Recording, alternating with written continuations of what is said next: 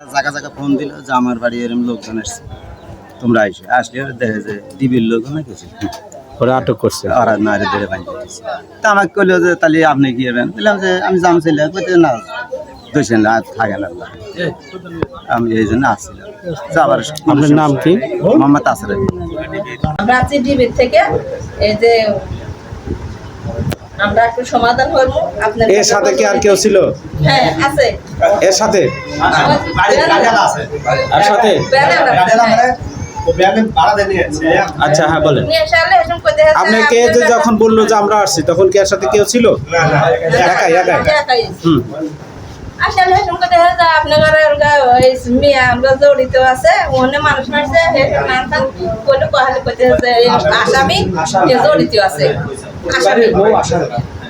আসামির কথা বলে আমার বেটার লোক কিসের আসামি বলে কয় যে এখানে মানুষ মারছে মেলা নাস্তার পর কইতে যে আমি ডিবির লোক কিন্তু আসামি ধরছি ওখান থেকে যে আমরা তো আমরা অত জানি না, আমরা দেখিও নাই বলে একটু আমরা দেখছিলাম বলে না 3টা ধরছে আসামি, সেই মেয়ে জড়িত আছে।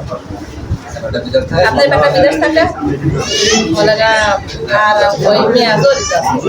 আর এই মন্ত্র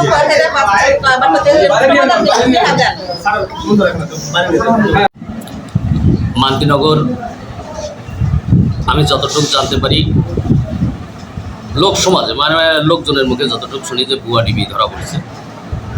আমি এসআইয়ের কাছে ফোন দিয়ে আমি সম্পূর্ণ কিছু তথ্য নিলাম যে না, সে আসলে অরিজিনালি ভুয়া, আর সেটা গ্রেপ্তার করে অলরেডি আমাদের সলঙ্গা থানায় জব্দ করেছে।